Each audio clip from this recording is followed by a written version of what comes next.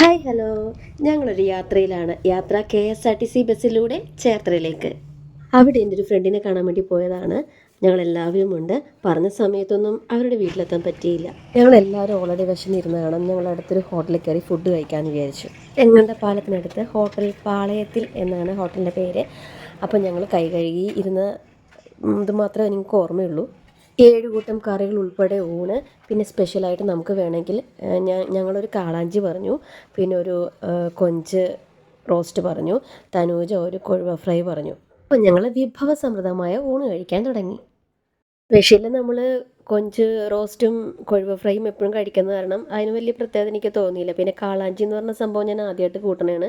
അത് പിന്നെ എല്ലാവർക്കും ഇഷ്ടപ്പെട്ടെന്ന് വരില്ല കേട്ടോ. പിന്നെ എനിക്കിഷ്ടമായി. ഞാൻ നല്ല വിശപ്പുള്ള കാരണം നല്ലപോലെ ഫുഡ് കഴിച്ചു. തമ്മൂനും ഇഷ്ടപ്പെട്ടു, തനൂജയ്ക്കും ഇഷ്ടപ്പെട്ടു. പക്ഷേ അവിടെ നല്ല ഒരു ഭയങ്കര തിരക്കായിരുന്നു കേട്ടോ. ഭയങ്കര തിരക്ക്.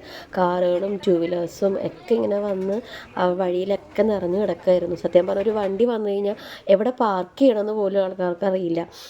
നല്ലൊരു വലിയ ഭംഗിയൊന്നുമില്ല ഹോട്ടൽ കാണാൻ.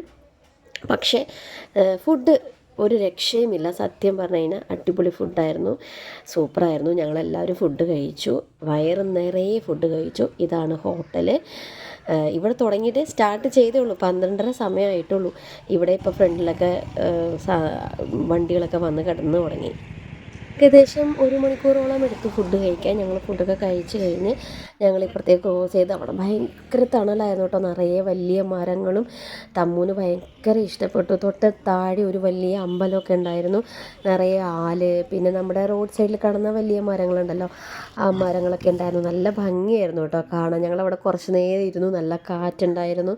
അങ്ങനെ വലിയ ചൂടും കാര്യങ്ങളൊന്നും തോന്നിയില്ല. എനിക്ക് തോന്നുന്നു മരങ്ങൾ ഇത്ര നിറഞ്ഞു നിൽക്കുന്നതായതുകൊണ്ടായിരിക്കും. ഞങ്ങൾ വളരെ പതുക്കെ തന്നെ അവളുടെ വീട്ടിലോട്ട് യാത്രയായി. പിന്നെ നമുക്കിനി ചായയുടെ സൽക്കാരം മാത്രം മതി എന്ന് അവളോട് വിളിച്ചു പറഞ്ഞു. അപ്പോൾ ഇന്നത്തെ വീഡിയോ ഇത്രയേ ഉള്ളൂ. അടുത്ത വീഡിയോ ഉടനെ ഇടാം. അപ്പോൾ എല്ലാവരും സബ്സ്ക്രൈബ് ചെയ്യാനും കമൻറ്റ് ചെയ്യാനും മറക്കല്ലേ.